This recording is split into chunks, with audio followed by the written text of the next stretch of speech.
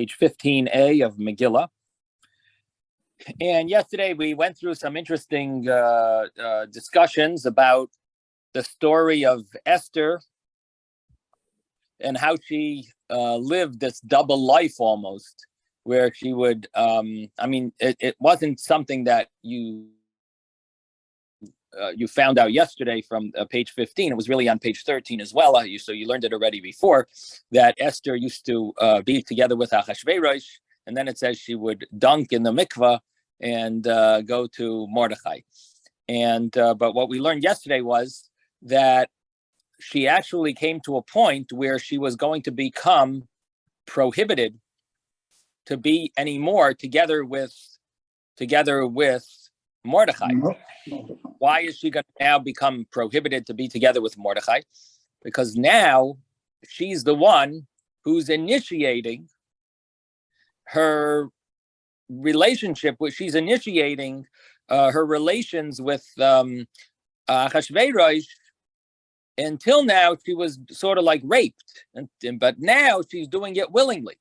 When a person has an affair willingly, they become prohibited to their husband. On the other hand, if a person was raped, they would not be prohibited to their husband unless their husband is a Kohen. And if their husband is a Kohen and they are raped by a non-Jew, so they would become what's called a Zoina, and therefore they would be prohibited to their husband who's a Kohen. But that doesn't apply here because Esther's husband was not a Kohen, and therefore, until now, Esther was permitted to her husband.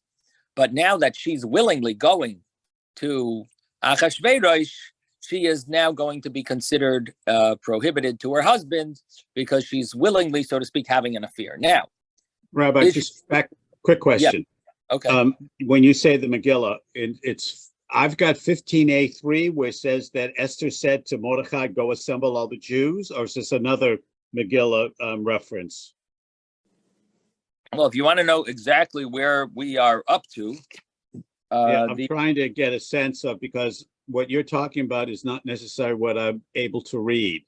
So I don't know which Megillah is the reference that you're using on which 15a. I'm sorry, everybody. No problem. I was going over what we did yesterday, and the Gemara that we did yesterday was the Gemara where it says, pull it up over here. But this is from the article. Okay, yeah. I don't have an article, so I can't tell you exactly what page, but you'll tell me. The same. Yeah, you can tell me what. That's where we started yesterday, I think.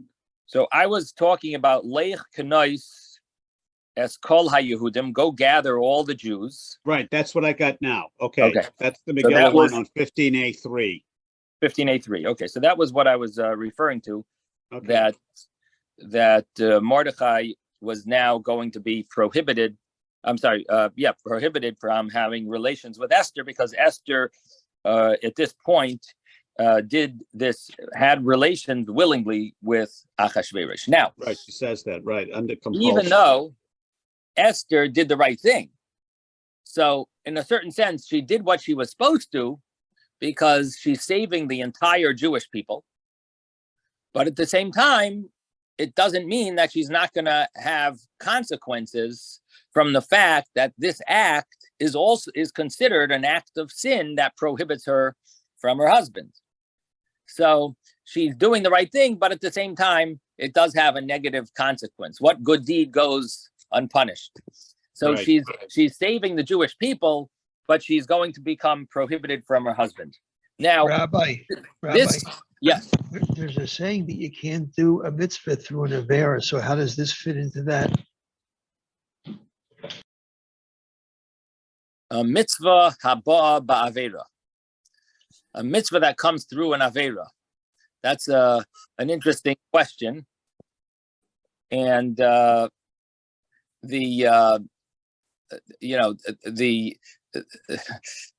law is that there's many mitzvahs. That mitzvahs are done in a case of, it's a mitzvah to save someone's life, right? And sometimes that the mitzvah of saving someone's life, it it carries with it a situation where you have to transgress a sin in order to save someone's life. And in such a scenario, it's always a mitzvah haba ba'avera, right? It's always going to be a mitzvah that comes with an avera. You're transgressing an avera to save someone's life. So this is regular case where you always fulfill the mitzvah of saving someone's life. It overrides the sin, and we don't look at it. You're doing a mitzvah through a sin, you should get killed. We don't look at it that way. The mitzvah haba ba'avera that you're referring to is when it comes to the question of which one to do. So you think you're going to do a mitzvah even though it involves an avera. The answer is it loses its mitzvah because your whole source of your act is an avera. Here it's the opposite. It's totally not connected to that idea, because here it's not a question of what you should do and that your mitzvah is tainted because of the avera. You're doing the mitzvah in this scenario. This is what it says to do. You're supposed to be saving your life in a case of life and death. So it's not a situation where you would have that question of mitzvah b'avera. When I was the mitzvah specifically talking about this type of scenario that you're supposed to do the mitzvah. This is a mitzvah that applies in a case of an avera. Now, we're talking about this story over here. So the question really is, can you apply this story to other scenarios? For example, you're traveling in the in the desert with a group caravan, and some terrorists come and they want to kill everyone. Would a woman be allowed to offer herself, her services to the terrorists in order that they, in return for them saving everyone's life, right? Would that be a permit? And if she did such a thing, would she be allowed to be with her husband afterwards? Would she be able to go back? In other words, can we apply this law to other scenarios where a woman is doing some act because it's going to save people's lives, and she's doing this, as a means of, being able to bring some type of a miraculous salvation to people. For example, there is a scenario where a woman does this, and she gives time by her doing this. She allowed the whole caravan to run away. And so she saved their lives. And then the question was, would she be allowed to then be with her husband again? No, she did an act that was at least seemingly the right thing to do. But nevertheless, is that going to have a consequence that she's going to not be able to be married to her husband anymore because she had an affair? And I see Isaac says she shouldn't have done it in the first place. She willingly had an affair. She what? She willingly had an affair. So how did Esther do it? Reasons. She could have all the most wonderful reasons in the world, but she willingly did something. So in Esther? Esther what? What about Esther? The same thing. Doesn't say she willingly did but it. Yeah, this is our Gemara, that she willingly went to Achashverosh in order to save the Jewish people. Okay.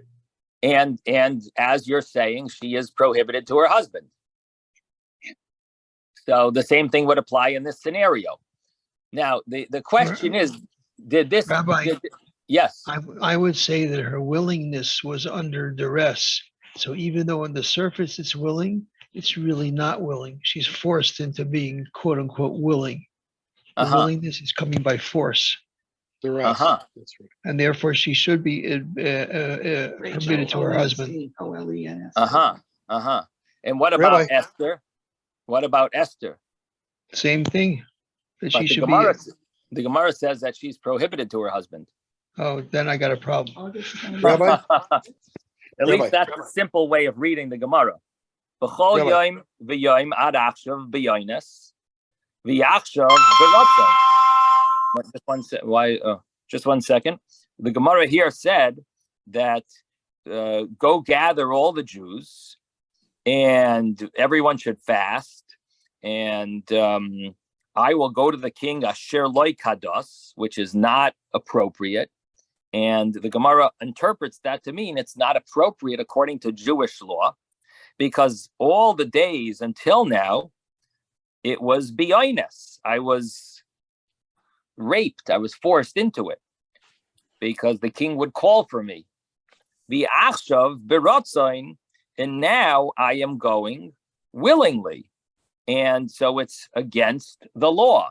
And then the Gemara, now it doesn't say clearly that she's prohibited yet to Mordechai, but the next line says, and as I was destroyed, or as I lost out, I lost out.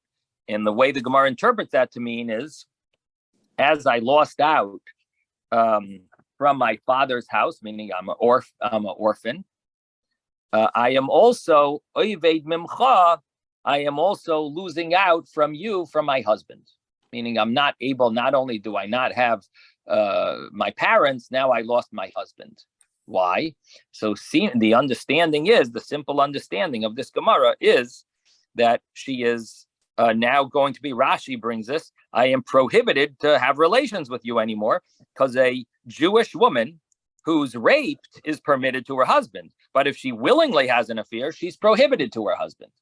So the simple way of reading this Gemara is that the way Rashi learns it, and that is that she is going to be prohibited from Mordechai at this point, from the third day of, where she enters the king's palace, she is prohibited to her husband. So I'm just sharing, like this Gemara seems to maybe have some applicability in certain scenarios. There are cases where they want to use this Gemara to compare and possibly and see how this law applies in other scenarios. Yes, Moshe. Do the needs of the many outweigh the needs of the few in Judaism? So that's an interesting question. That's a little connected to this story with Esther. Why was she allowed to do what she did? What was the reason of her permit? Is it enough to be is it enough the fact that she's saving a group of people to permit her? Does it have to be the entire Jewish people that she's saving? Or is a large group enough? I mean, she did this in order to save the Jewish people. What was the permit for Esther to do this? That is really a very strong question. Where did the permit? The thing of the matter is that is she doing this because she eventually developed an attachment to Ashveris? I mean, the miracle, the nace isn't taking place yet until it's actually happened. So prior to that, she could have developed an affection even during the times that she was quote unquote raped. So she was going to him, she was caught, but she could have stopped herself from going to him if she wanted to. So I mean, that's what I'm saying. That's what I'm questioning. Is she doing this for the kahal? I mean, is she doing this for the kahal, or is she doing this for? There's no question. She is not doing this because any affection she has to this rapist, Achashverosh, who is wicked, evil, and all the negative things that you could say about someone he has. So she is not developing any affection for him. She has no interest at all. She is totally not excited about this whole thing. Mordechai is really the one pushing her into this whole situation, and she's following orders from Mordechai. She does not. She had a very good life until now. With besides being an orphan, she had Mordechai as her husband, and now she's entering a situation where she really never wanted to be. So there's no question about what she's doing, but the point that you're making is a very good point. Like, what exactly is the heter? What is the leniency here for what she did? To the extent that we mentioned yesterday that she even got everyone to transgress a sin of not eating matzah on Pesach night. So in other words, she's really taking serious steps, which is affecting, obviously, painful to her, but she has no choice. So what exactly is that? So I just want to mention to you, there is a tshuva from the Noida B'Yehuda, and he brings down the Tosfos that we mentioned and the Rajba that we mentioned. We mentioned over here a Tosfos, where Tosfos says, why didn't she get a divorce from Mordechai? Mordechai could have divorced her, and if he divorced her, she wouldn't have this problem in the first place. In other words, of course, it's terrible to have relations with a guy, but at least she's not a married woman, and at least she's not having an affair willingly, being a married woman. And because if she's divorced, so it won't be considered having a married woman having an affair. Now, Tosfos answers that they couldn't do a divorce because what would end up happening is the witnesses by a divorce would end up spreading the word. Once the walls have ears, and when you do a divorce, you need to have witnesses. Once the two witnesses hear about it, you can't. It's impossible to keep it quiet. We're too afraid people will find out about this whole thing. I'm going to keep it quiet, and therefore, they didn't do a divorce. So again, she's going, according to the way Tosfos is learning, she's entering Achashverosh's private chamber to have relations, so to speak, willingly, and without even though she could have gotten a divorce, but because of witnesses, it would have been a problem. Now, I asked yesterday I mentioned the question of the Rajba that says, but there is a way of not having witnesses. Normally, a divorce needs witnesses, but if the husband is a scribe, he could do a divorce without witnesses, at least biblically, and that would be considered a kosher divorce. So why didn't he just do it? Why didn't Mordechai himself just write it? And that's the Rajba's question. And the Rajba says, especially because this is one of the three cardinal sins where she would have gotten, it would have been a very good for her to get this divorce, because having relations while being married is one of the three big sins, three principal sins of that you're supposed to give your life up for.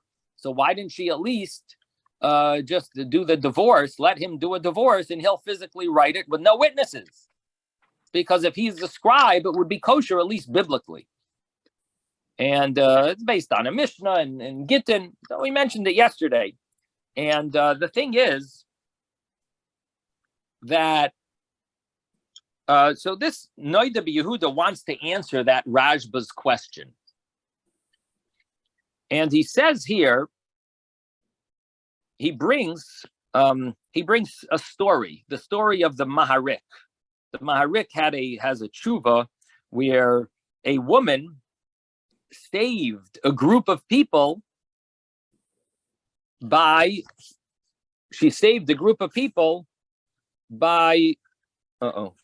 did I just lose everyone? Hello? Yeah, you're No, we frozen. can hear you. We can hear you, but your image is frozen. Okay. All right.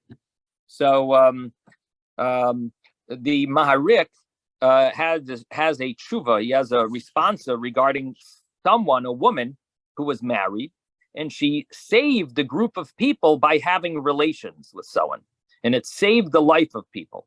So the Maharik paskin, he gave a verdict. He says, even though this is the Maharik, the Noida B'Yehuda is bringing this other opinion, the Maharik, and this opinion says that even though she did something that was right, nevertheless, she is prohibited from her husband, and he brings a proof proof from our Gemara. That's the Maharik. He says, look at our Gemara. Esther did something that she was supposed to. She saved the entire Jewish people. Nevertheless, she's still prohibited from Mordechai. And the Noida B'Yehuda wants to say that it's not a proof from our Gemara. Why is it not a proof from our Gemara? Because he says there's another way of learning our Gemara. He says that Tosfos asked the question, why didn't she get divorced now? The Noida B'Yehuda says, why didn't she get divorced? Why didn't he give her a divorce in the beginning when they were taking her? In other words, just now that she's going to enter the king's palace, the king's private chamber, the Tosfos is asking, let her get a divorce now that she's doing it willingly. What about before? Before, when she was, every time she's going to go to Achashverosh, let him give her a divorce right away. And so Tosfos says, well, that wasn't a problem because it's not an Avera, because she was being raped, basically. Every time that she was with her husband, she never wanted to be there. And it was total, oines. It's not considered an Avera. So there's no need to divorce her. But the only thing is, at this point, in order for her not to sin willingly, and it would be considered one of the, this, when she's doing it willingly, it is considered a sin, even though she's allowed to. But now, for sure, she should do a divorce because this is considered a sin, and he could divorce her by him writing the divorce. And even without, it won't be revealed. It's not going to be a situation where there are witnesses. So let him do give her a divorce, not only to be able to have relations with Mordechai afterwards, but also that it shouldn't be considered a sin. When she's being raped, it's not a sin. But when she's doing it willingly, it's a sin. She's allowed to, maybe because she's saving the Jewish people, but it's still considered a sin. So why is she doing it without let him give a divorce? So the Noida B'Yehuda says, therefore, I would like to learn that he did give her a divorce. Mordechai wrote a divorce for her at this point to save her from the prohibition of having an affair. Mordechai actually wrote a divorce for her. Now, he gave it to her. And the fact that our Gemara says that kasher avadati, now I can't have relations with you, now I have lost for my husband, what it means is I'll never be able to remarry you. Because marriage, you need to have two witnesses. If you don't have two witnesses for marriage, there's no way to get married. Married needs to have two kosher witnesses. Divorce, I could get away with, because divorce is one way of getting divorced without witnesses, if you yourself are a scribe. But a marriage needs two witnesses. So what the Gemara is saying is that, she got a divorce from Mordechai, and now she's going to enter the king's chamber, and she's going to enter it shaloi kados, because of course it's she's not supposed to have relations with a guy, and she mentions that until now she was raped. Now she's willingly entering and going to have relations with a guy. And as I lost from my father's house, as I was an orphan from my father's house, I'm also going to be separated from you. And I'll never be able to get remarried to you because I'm going to need to have witnesses, and I don't want it to be publicized that I'm getting married to you. The queen got married to another man while she's married to the king. That's definitely not going to sound good to the population. Rabbi, yes, I have a question. Yeah. By the Avos, they didn't have any witnesses. I don't want to mix in. Let's. I don't want to get into that right now. Right after I finish this, we're like in the middle of something. But right after I finish, you'll ask me, David. Okay. So the Noida Yehuda mentions this pshat in the Gemara, and this answers the Rashba's question, which is on which is a continuation, a follow up on Taisvis. It answers Taisvis' question and the Rashba's question. That the Taisvis asked, why did she get a divorce? According to the Noida Yehuda, she got a divorce. He gave her a divorce. The only thing is they wouldn't be able to get remarried because a wedding, a chasana, a nisuin, kedushin, and nisuin does need witnesses. You need kosher witnesses for marriage. So that's the way the Noida Yehuda is learning the Gemara now. But he doesn't finish here. That's the thing.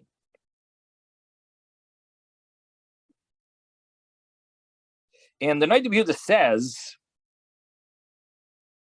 that now, according to this, what comes out from here? Would a woman who has relations to save the Jewish people, would she be permitted to her husband? You don't see that from our Gemara, because our Gemara is a case where she wasn't married to a man. She was divorced from Mordechai. So you don't see that from our Gemara. You don't see any such source that if she has a permit to have relations in order to save the Jewish people, would she be permitted back to her husband or not? We don't see it from our Gemara either way, because our case is where she got a divorce. So the Maharik's proof from our Gemara is not a proof. Again, I'm sharing with you the depth that the halachic codifiers take from our Gemara and the two ways of learning our Gemara, which ultimately have they're different, two ways of applying it based on how you learn.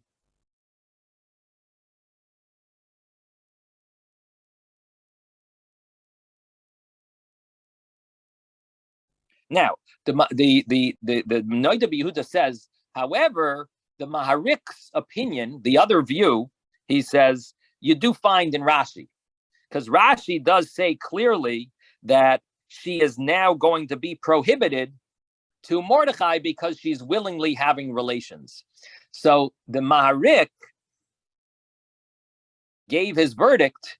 The Noida Yehuda says, I can't say it's wrong, because the Maharik is learning the Gemara based the way Rashi learned it. And the way Rashi learned it, that would come out from our Gemara, is that a woman, even though she's allowed, she might be permitted to do this act in order to save a group of people, Jewish people. She's doing this act. Nevertheless, she's going to be prohibited from her husband because that's the way Rashi learned our Gemara. But the Noida Yehuda says, but there is another way of learning. And according to that other way of learning, this would not be a proof. Now, this is not where the Noida Yehuda ends.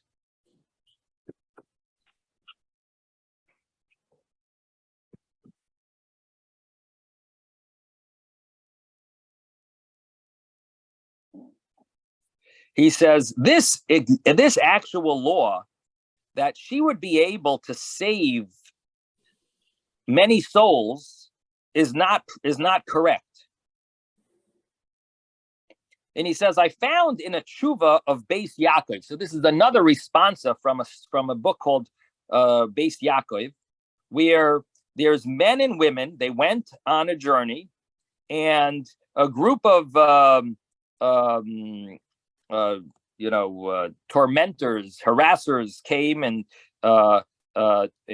they wanted to kill all of them. And one woman who was an Isha Yafas Tayar, one beautiful woman, was able to talk the main guy out of it with words. In other words, talk him into having relations with her smooth tongue. And they had relations in the forest on the side. And through that, she saved her husband with many of the other people, which sounds like they were able to run away. So this is a case where she was able to deceive or use this plan. She used her smooth way of talking to convince the guy to let them have relations and so on. And ultimately, everyone else was able to run away. And the question was, is she allowed to go back to her husband afterwards, being that she did this good act of saving the Jewish people from being murdered? In the Beis Yaakov paskin that she did the right thing, a big mitzvah, because she caused that the lives would be saved. But nevertheless, she's prohibited on her husband. And he also brings a proof from our case, again, very similar to the story of the Maharik, where she's basically saving a group of Jewish people. And this Beis Yaakov seems to be paskening the same way, but he's adding this point that the Maharik also said shaper avda, and here also he says shaper avda umitzvah rabba avda. He adds this concept of big mitzvah, and the Noda B'Yehuda says, and I say, this is not a mitzvah rabba. You're not allowed to take medicine from idol worship and from adultery. You're not allowed to use adultery for idol worship, for medicine, or murder for medicine. You can't do these things. And the same way you can't you can't save souls for doing such a thing. And even the concept of a woman being passive, if she goes herself to convince him to have relations, she's not called passive. And a woman and a man would be equal in this type of sin, and better, she should have given up her life. What about Esther? So now you have to go back to our story. So Esther maybe should have given up her life. She physically walked to Achashverosh to convince him to have relations with her and to be able to save the Jewish people. Maybe she shouldn't have done this, right? This is active. This is not called passive anymore. Now she's actively doing it. She's initiating it. So Noda B'Yehuda says this is not allowed to save the Jewish people. So how did Esther do it? So he says Esther is different because she was saving the entire Jewish people, and you can't compare saving a group of individuals to saving the entire saving Klal Yisrael, from child to adult, from Hoidu to Cush. And secondly, there was a hayra'ah, a verdict of Mordechai in his Bezdin, and maybe it was with Ruach HaKodesh, with divine inspiration, that she did this. So therefore, this is not a story that you can apply this law and say, oh, a woman has the ability to save the Jewish people. She should just do that by having relations with the tormentor. That's not appropriate. So this is the way the Noda B'Yehuda ends. It seems like he's arguing on these other views who want to take a lesson from this story, that a woman is doing a mitzvah rabbah, a big mitzvah, to save the Jewish people. Here we have the Noda B'Yehuda arguing and saying Esther's story is completely different. It doesn't apply at all, because Esther it was by divine inspiration that she was supposed to do this. Otherwise, she shouldn't have done this either. This is simply a case of adultery. And you don't just transgress adultery to save your life. On the contrary, adultery is one of those 3 cardinal sins that you're supposed to give your life up for adultery. So now that we've gone through this Noda B'Yehuda, you have different another understanding. I think it's very important to know this Noda B'Yehuda, because the simple understanding of the Gemara might lead someone to think that it's permissible to do such a thing, and it's not simple at all. It's there's definitely room to say that what Esther did was not appropriate, and the fact that she did it was maybe by divine inspiration, that this was what she was supposed to do, or for some reason saving the whole Jewish people is different than saving individuals. And the Bezdin told her to do this. Mordechai, who was the head of the Sanhedrin. So ultimately, this story is a interesting story, and interesting how to adapt it to the specific cases, how to apply it, I should say, to the cases that are similar. Okay, So that was yesterday's Gemara, and that, I think, concludes the discussion on yesterday's Gemara. Okay, now if you got lost over there, feel free to join us, come back right now, because we're going to talk about easier stuff right now. Rabbi? Yes. The David had a question. between One the second, Moshe. David, are you sleeping? David? I think he's frozen. David? Okay, whatever. Yes, Moshe. Okay, now the difference also between these two, with Mordecai, was pushing Esther into going to Ashveris, if I'm not mistaken. Okay, he saw him like it was pushing her to do these. While in the other incidents, she offered herself to save those people, those Jewish people, while Mordecai was actually pushing her into doing this. So I hate to say it. I don't know if that is considered forced, just because he convinced her. You know what I mean? I don't think that would change much. The fact that he's saying based on a verdict from Besdin, that would mean something, maybe. If he's saying, but in her mind, she could have thought, well, maybe he doesn't want her anymore. You know, maybe because at that point the nace didn't take place. It was still in the incipient stages of its taking place, but nevertheless it didn't. It was really like she may have thought as a woman emotionally that he didn't want her. Who didn't want her? That Mordecai didn't want her anymore, you know, because he was actually pushing her into going to Ashveris. Okay, and what does that do?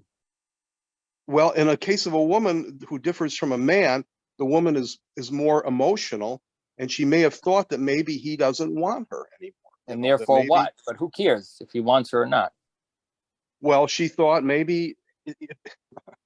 I'm saying, what are you getting at? Well, like, what's the difference? So are you changing the law? What I'm trying to tell you is that Ashveris, she thought in her mind that, well, she'll have a good life with this guy, you know, and no, she's going to... You got the whole story wrong. You got the whole story wrong. Esther is suffering every moment that she's in this scenario. Okay? No, I understand that, but I'm not saying... Start with that preface. You got to preface your whole thing with that. But why would Mordecai push her into going to Ashveris? You tell me, why did he push her into this? I'm asking you. You're the rabbi. I'm asking you why. Really, you don't know? You don't know why he's doing it? To save the Jewish people, but is that a good reason? It's in the very early stages before this nace was going to take place. So, therefore, you're not allowed to. Therefore, he shouldn't have cared about the entire Jewish people because it's early. How did he know that she would save the Jewish people at that point? Right. So just give up. You're saying just give up because you don't know if it's going to work. He's trying to make it work. He's doing everything he can, praying, begging Hashem, getting everyone to fast, and they're doing what they can. That's the way you got to do it. Don't give up. I see. Okay. That's it. Okay, David, did you want to ask your question about the patriarchs? Oh, David's question was, I think the patriarchs didn't have witnesses. That was your question? How did they get married? Right. So you have to understand, you have to realize that before the Torah was given, the law then, according to the law then was that marriage was you took someone into your house, and that was considered a kosher marriage. That was the law before the Torah was given. Maybe because they converted people, they were able to have them as witnesses. If you want to say that they fulfilled every law according to the detail of the law, then you would have to say something along those lines, that it was,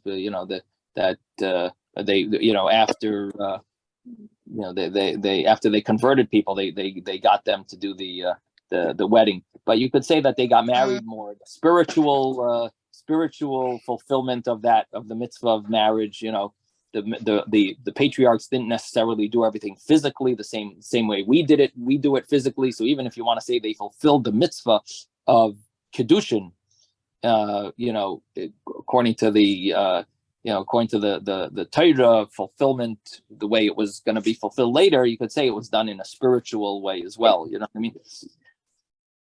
Okay, so getting back to our Gemara.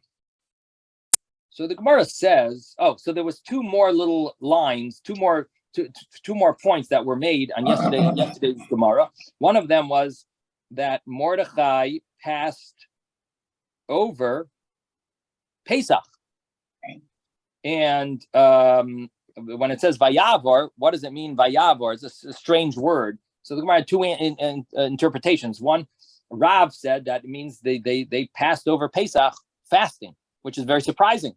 You're not allowed to fast on Pesach. Pesach is supposed to have mitzvah to eat matzah, and yet they did that.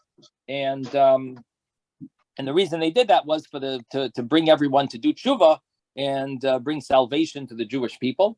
And I mentioned that the rabbis have the ability to tell you to transgress a law, to tell the Jewish people to transgress a law b'shevi al tasa, by passively transgressing a law. So this is a positive commandment, and passively transgressing the law of eating matzah is they do have the ability to do that, except for the fact that it just seems surprising that especially matzah on Pesach is such a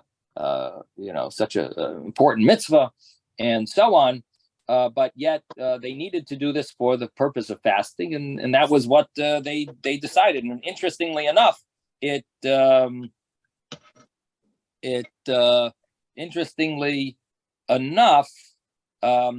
came from Esther. This idea of fasting came from Esther, and but Mordechai agreed to it. And they decided that that's the appropriate way to do it. So it says that uses that term vayavor, like he transgressed almost. And then Shmuel says it just means he passed over the body of water to get everyone to get involved in the fasting.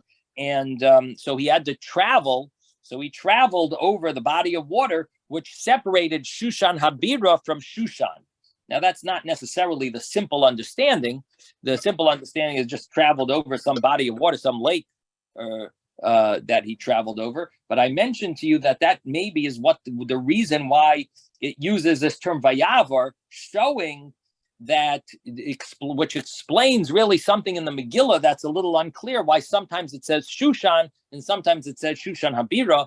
And this would answer it, because in the olden days when they had the palace was often secluded by a body of water surrounding it, and that would separate the capital from being easily accessed by commoners. Okay, now the Gemara continues, and it's interesting that the Gemara now, where the Gemara now brings a verse, Vayihi bayoim hashlishi, Batilbash Esther Malchus. So this is about maybe 18 lines from the bottom of the page. Batilbash Esther Malchus, again, we're on page 15a, and about 15 lines from the bottom of the page, maybe 18 lines from the bottom of the page. Batilbash Esther Malchus, it says Esther wore kingship. Now, normally you wear clothing. Big day Malchus. Big day Malchus mi boile. It should have said garments of kingship, of royalty. Why does it say she wore Malchus? So Amar Rabbi Elazar, Amar Rabbi Chanina. The reason that Rabbi Elazar says in the name Rabbi Chanina, the reason is that it says it this way. It skips out the word. Big day is Melamed Shalavashta Ruach HaKodesh. This teaches us that she, at this point, she wore Ruach HaKodesh. She wore divine inspiration. And divine inspiration is Malchus symbolizes this divine inspiration, and it hints it to us by using this term, that by skipping out the word big day, and it actually fits with the word batilbash, because he says ksiv hacha batilbash ksiv hasam v'rach lavsha es hamosai, that Amosai wore this this spirit, meaning that he realized that he should tell David that we are with you, we are not against you. So he got this sort of like feeling of desire to tell David. So clothing wearing clothing doesn't always mean physically wearing clothing. Wearing sometimes means a spiritual wearing some type of a inspiration, some type of a consciousness, and awareness and understanding. And here it refers to Ruach HaKodesh that Esther wore. Now, I was wondering why the Gemara repeats this, because the Gemara just said it on 14b, this same story, the same explanation. So I was wondering, and I didn't see any commentaries on it. Why is it repeated here? However, what I'm thinking is that it's mentioning this when it mentions that Mordechai transgressed the first day of Pesach by fasting. Maybe it's emphasizing that Esther said this to Mordechai, and she did this with Ruach HaKodesh. It was done. It was her idea, and it was done with divine inspiration. And Mordechai followed through with this, maybe based on her Ruach HaKodesh. That this was, maybe that's why the Gemara repeats it right after that story. The other thought is that now that the Gemara is mentioning all the statements from Rabbi Elazar, Rabbi Chanina, so maybe it just fits here because we're just mentioning his statements. So we mentioned this as well, even though we mentioned it earlier. But I'm thinking that maybe that's why it's mentioning it here, because it does seem very surprising that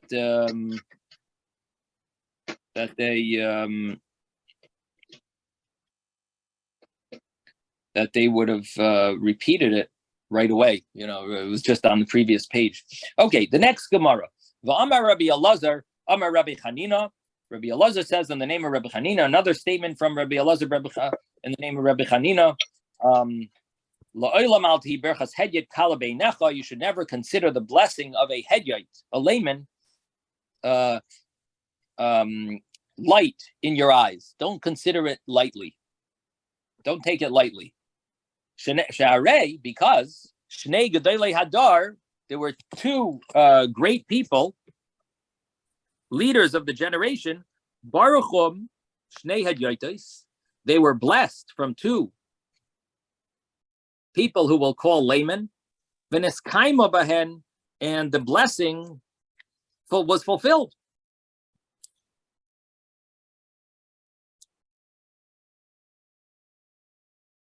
Now, the term hedyot, meaning a layman, it's interesting. The Rashba mentions that it doesn't mean really a layman, because a layman's bracha wouldn't really work. But what we mean is relative to others, they would be called a layman. Relative to a kohen gadol, a regular kohen is called a hedyot. And so he brings sources that relative to a chacham, a regular person is called a hedyot. But it doesn't mean a lowlife. That's the way the Maharsha says. But the Meroi Mesada says that Birchas Hedyot means the blessing of a goy, of a non-Jew. That the blessing of a non-Jew is, even a blessing of a non-Jew is valuable. And the Meroi Mesada says that you would never mention such a thing if it was talking about a Jew, because a Jew, for sure, you never even think that to take their blessing lightly. For a non-Jew, you might have thought to take it lightly. And here it's going to tell us that even a blessing of a non-Jew can come true. So it's sort of like an argument on the Rashba, who wants to say this only applies to someone who has some special qualities, but they might not be as great as the other. Nevertheless, you shouldn't take their blessing lightly. So who are these? Who are these two people who blessed the two Gedolei Hadar, the greatest of the nations? So it says David. Who are the people who got blessed? The Elohein, and these are them. These are the great people who got blessed. David with Daniel, David, King David, and Daniel, the prophet, in the book of Daniel. David, the famous David HaMelech that we learned about this story in the last chapter of the book of Shmuel. We just learned this ourselves, that David, the Barche Aravna blessed David, and he wanted to give him the land, and he even wanted to give him the animals and all the utensils. And because David told him, I want to bring a sacrifice here in order to relieve us from the plague. This was with the story of the plague that was happening, affecting the Jewish people. We all learned together. So Aravna blessed David HaMelech, as it says, Aravna told the king, and he gave him a blessing. Hashem Alekecha Yirtzecha. Hashem should be, appreciate what you're doing, and should and bless you, and so on. Let me read the whole pasuk here.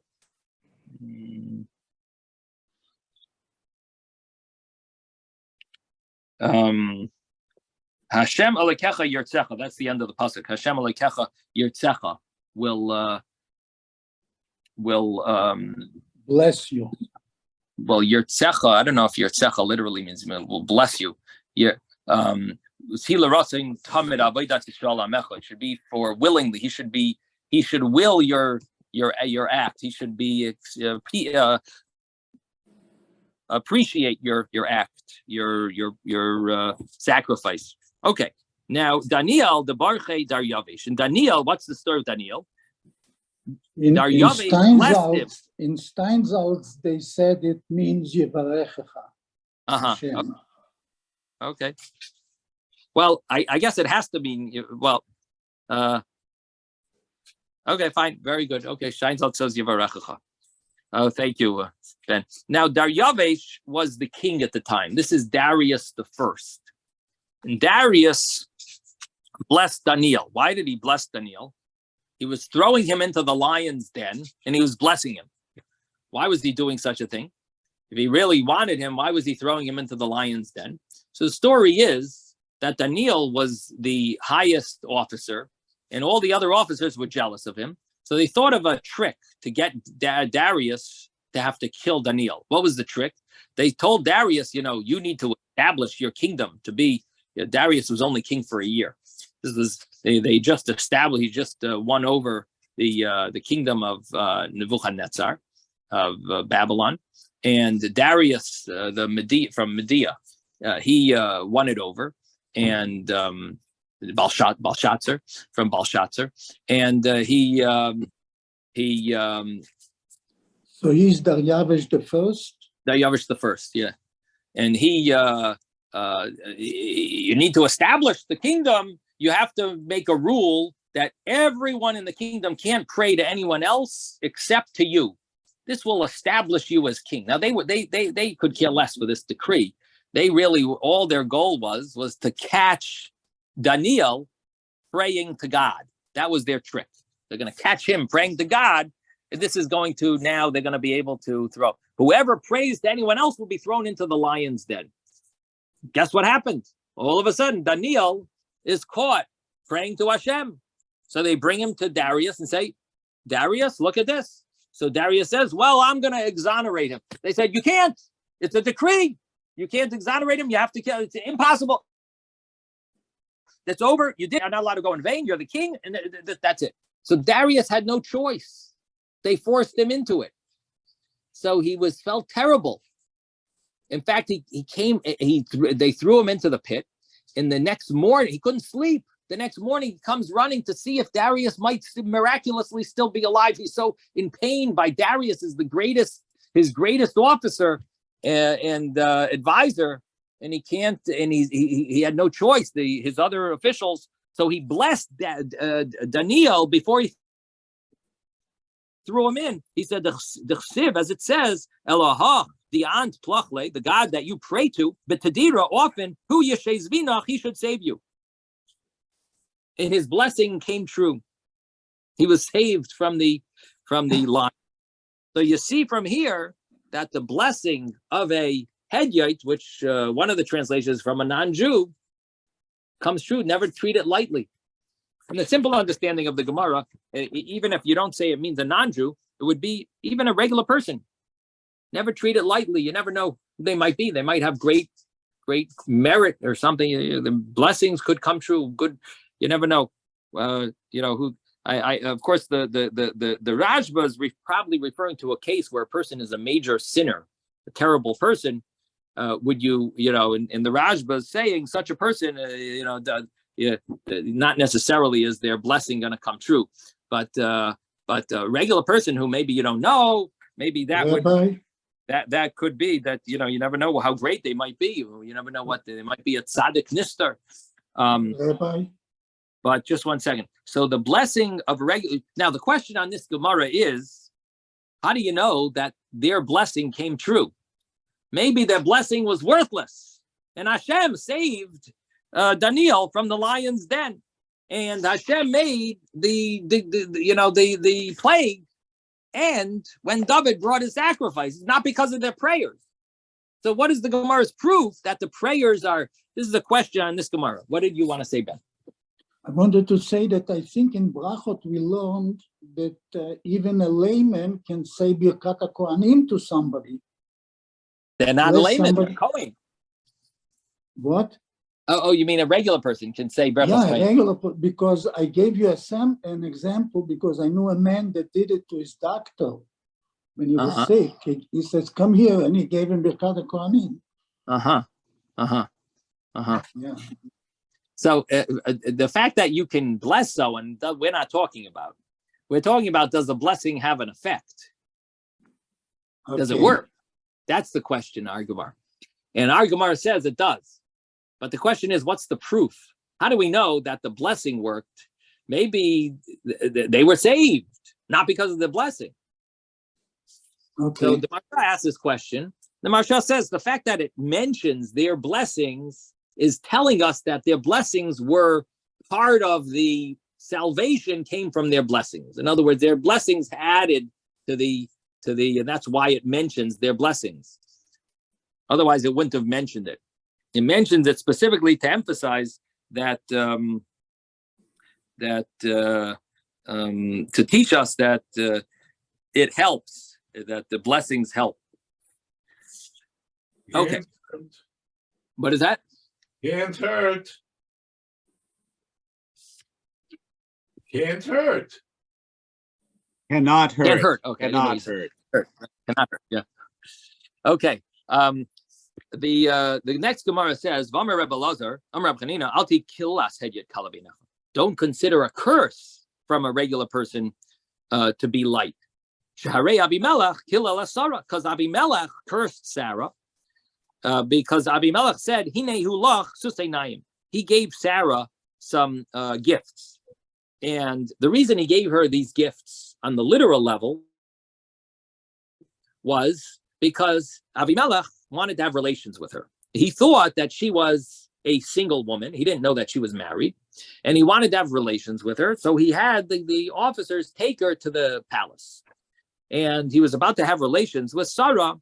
And all of a sudden, everyone became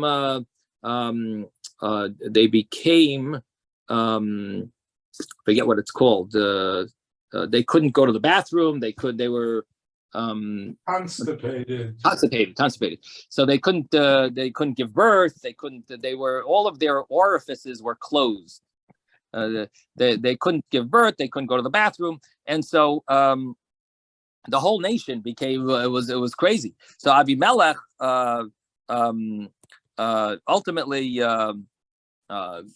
freed her, and Hashem told him, if you free her, they'll pray for you and everyone will get healed. And Abraham prayed for him, and everyone was healed, and so on. Now the problem was that so Abimelech returned Sarah, and he gave her some gift, and he said, "This is ksus einayim. This is a garment for your eyes." So the simple understanding is he gave a garment that they shouldn't consider that Sarah was used and abused, and he just dumped her now. gave her back. No, he had to give her gifts that she should feel that she wasn't, she's not just, that people shouldn't think that the king took advantage of her and just used her. No, on the contrary, it was like embarrassing for the king. And he gave her a gift to show that he respected her, so to speak, to allow her to feel her self-respect and that even the king had to give her a gift. But that's a simple explanation. Our Gemara understands it to mean, you tricked me, because Avimelech was telling her, you tricked me because you made it sound like you're single. You said you're my sister, you're the sister of Avraham. You didn't say you're married to Avraham. So you tricked me. So I am giving you garments that will cover your eyes, that in other words, will ultimately trick you, that you won't be able to see. That just like you tricked me and you closed my eyes, here's garments that will cover your eyes. Now,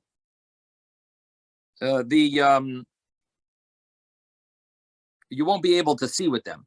Now, the niskaima bezara, and it affected her children. When Yitzchok got old, his eyes were blinded, and so the point is that that it had an effect on Yitzchok, that it caused him to be blind. Now, obviously, a curse doesn't cause someone to be blind if the person doesn't deserve it. So all this means, the way the commentaries try to explain it, is, or Achayim mentions this. He says, what does this mean? You can't cause someone to be blind because you curse them. That's not going to have an effect. Achayim explains that what it means is that normally Hashem has a mercy, and if a person has sins, Hashem pushes off their punishment for some time. But here, because he got the curse, it sort of like causes that the punishment will apply earlier, faster. So he became blind earlier because of how much earlier, we don't know. But the curse had some type of an effect on Yitzchak. Okay, we're going to stop here. Zai gesund, everyone. Have a wonderful day. Thank you, Rabbi. Thank you. Bye, everyone. Yitzchak didn't get blind, but he lost his some vision. How do you know that he wasn't totally blind? Because I thought that's what they said, that he couldn't see, but he still knew who it was or whatever, Mm-hmm. Well, he felt Hakoil Kol Yaakov, V'Hayodayim Yedei Esav. He smelled it. Rei Reach B'nei Reach Sada Asher Berachai Hashem. He had smell. He had feel. He had his hearing, but I don't know about his eyes. Yeah, but I didn't see that they said that he was blind. They said that he couldn't see. Couldn't see. Yeah. So you think it means it was he had a impediment, but it wasn't complete. Yeah. It wasn't a complete issue of seeing. Right. Okay, sounds interesting. We'll have to see where. Yeah, if you find the source, that's interesting. They didn't see. They didn't use the word blind. Yeah. Okay, game dimmed. That's the source. Yeah. Because it says Vatechena. Okay, I guess that's a good source. Okay, Zai gesund, everyone. Thank you, Rabbi.